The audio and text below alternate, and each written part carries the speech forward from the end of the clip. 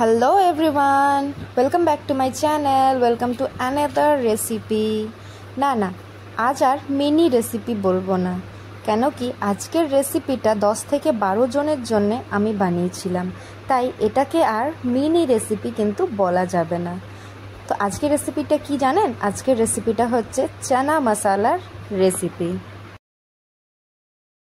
তো চলুন আর বেশি দেরি না করে ঝটপট রেসিপিটা স্টার্ট করা যাক।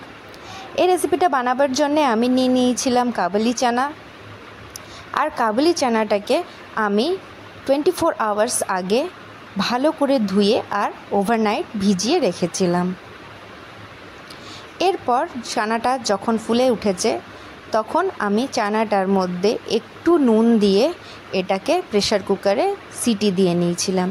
এখানে আমি 6 থেকে 7টা কিন্তু সিটি দিয়েছি।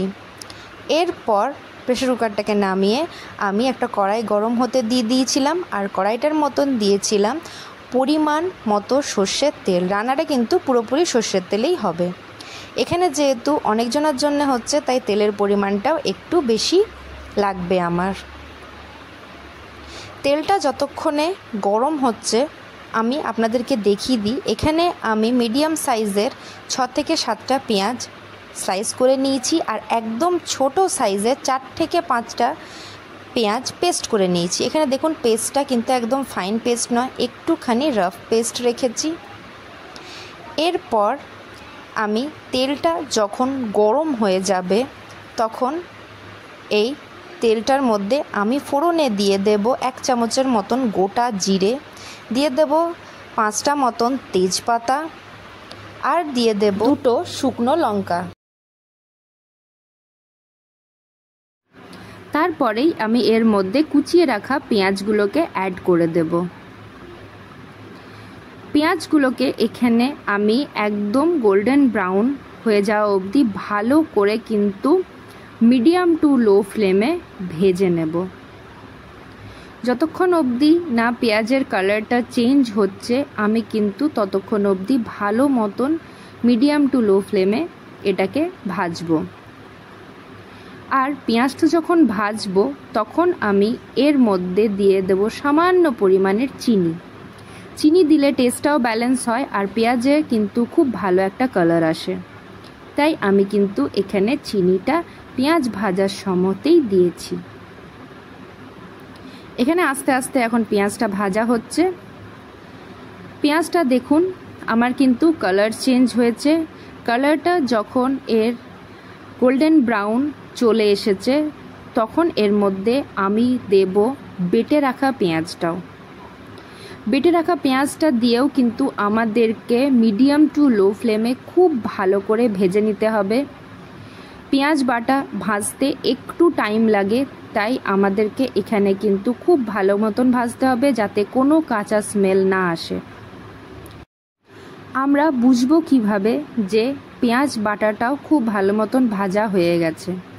দেখুন যখন পেঁয়াজটা ভাজা হয়ে যাবে তখন কিন্তু তেল ছাড়তে শুরু হবে। এই দেখুন তেল দেখুন ছাড়তে শুরু হয়ে গেছে, কড়াইয়ের গায়ের থেকে পেঁয়াজের গায়ের থেকে তেল বেরিয়ে যাচ্ছে। এরপর আমরা এর মধ্যে দিয়ে দেব একটা মিডিয়াম সাইজের আর একটা ছোট সাইজের আমি এখানে টমেটো পেস্ট করে রেখেছিলাম, সেটাই আমরা ওটা দিয়ে পরেও এখানে খুব ভালো করে নাড়াচাড়া করে নেব। আমাদের পেঁয়াজ ভাজা হয়ে গেছিল, টমেটোটাও একটু ভাজা হয়ে গেলে এর মধ্যে এবারে দিয়ে দেব কিন্তু গুঁড়ো মশলাগুলো দেওয়ার সময় আমি ফ্লেমটাকে একদম লোয়ে করে নিয়েছি। এখানে আমি দিয়েছি প্রায় বড় 3 চামচের মতন জিরে গুঁড়ো, আর দিয়েছি 1 চামচের মতন কিন্তু ধনে গুঁড়ো। এগুলো সব একটু ভেজে নেওয়ার পরে এর মধ্যে আমি অ্যাড করে দেব হলুদ গুঁড়ো। 1 বড় চামচ এখানে আমি হলুদ গুঁড়ো অ্যাড করেছি। ওটাকেও খুব ভালো করে এখানে মিশিয়ে নেব। সমস্ত মশলা কিন্তু এখন আমি লো ফ্লেমে ভাজছি। লো ফ্লেমে না ভাজলে কিন্তু মশলা পুড়ে যাবে। এরপর এই দেখুন এখানে আমি নিয়ে নিয়েছি আদা, রসুন, কাঁচা লঙ্কা আর শুকনো লঙ্কা বাটা। এখানে আমি এটা বেটে রেখেছি, এটা এবারে আমি অ্যাড করব। আমি এখানে বড় চামচ মানে বড় চামচের প্রায় 3 থেকে 4 চামচের মতন আমি এখানে মশলাটা দিয়েছি। কিন্তু এরপর একদম লো ফ্লেমে খুব ভালো করে আমাদেরকে কিন্তু শুধু কষিয়ে নিতে হবে। যতক্ষণ অবধি না মশলার থেকে তেল ছেড়ে যাচ্ছে ততক্ষণ অবধি আমাদের খুব ভালো করে কিন্তু শুধু কষাতে হবে। দেখুন মশলাটা অনেকটা মশলা আছে এর মধ্যে, তার কারণ হচ্ছে কেন কি আমাদের ঘুগনিটা অনেকটা আছে দেখুন, তাই আমাদের মশলাটা কিন্তু অনেকটাই কষাচ্ছি আমি এখানে। আর দেখুন ছোলাটা কি সুন্দর সিদ্ধ হয়েছে, ছোলাটা কিন্তু গোটা আছে, কিন্তু হাতে যখনই আমি এটা দিচ্ছি তখনই কিন্তু দেখুন কি সুন্দরভাবে নরম হয়ে গেছে, একদম গলে যায়নি, গোটা গোটা আছে কিন্তু নরম হয়ে গেছে, মানে খুব পারফেক্টলি কিন্তু সিদ্ধ হয়েছে।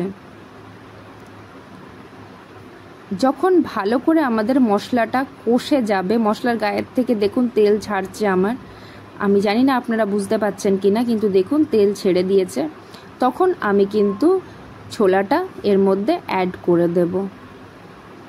এবারে মশলা আর ছোলা আমাদেরকে খুব ভালো করে এখানে মিক্স করে নিতে হবে। কড়াইটা বুঝতেই পারছেন দেখে যে একটু ছোট হয়ে গেছে। এরপর আমরা কিন্তু এর মধ্যে নুনটাকে অ্যাড করব। অলরেডি কিন্তু ছোলাটা সিদ্ধ হওয়ার সময়তে আমি নুন দিয়েছিলাম, তাই নুনের পরিমাণ বুঝে তারপরে কিন্তু এখানে আমাদেরকে আবার নুনটা দিতে হবে। দেখুন আমার এখানে মিক্স হয়ে গেছে ছোলাটা, আমি এটা অন্য পাত্রে শিফট করে নিয়েছি কারণ কি কড়াইটা ছোট পড়ছিল। তো রেডি হয়ে গেছে প্রায় আমাদের চানা মশলা। এরপরে দিয়ে দিচ্ছি আমি লাস্টে একদম শাহি গরম মশলা।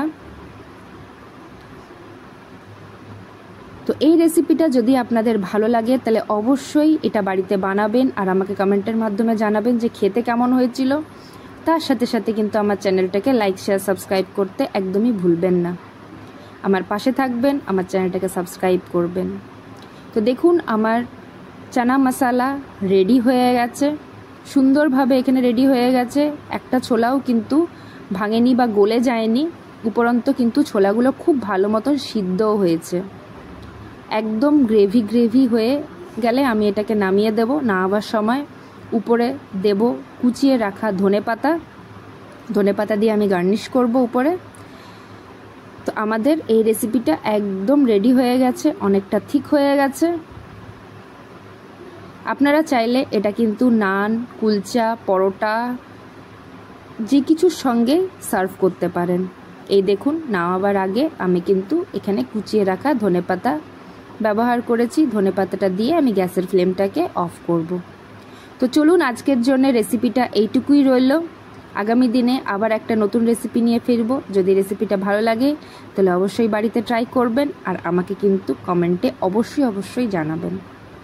রেসিপিটা ঠিক হয়ে গেছে, গ্যাসের ফ্লেম আমি বন্ধ করে দিয়েছি। তো চলুন আজকের জন্য এইটুকুই, আগামী দিনে আবার একটা নতুন রেসিপি নিয়ে ফিরব। ততক্ষণ অবধি সবাই ভালো থাকবেন, সুস্থ থাকবেন, বাই, টাটা।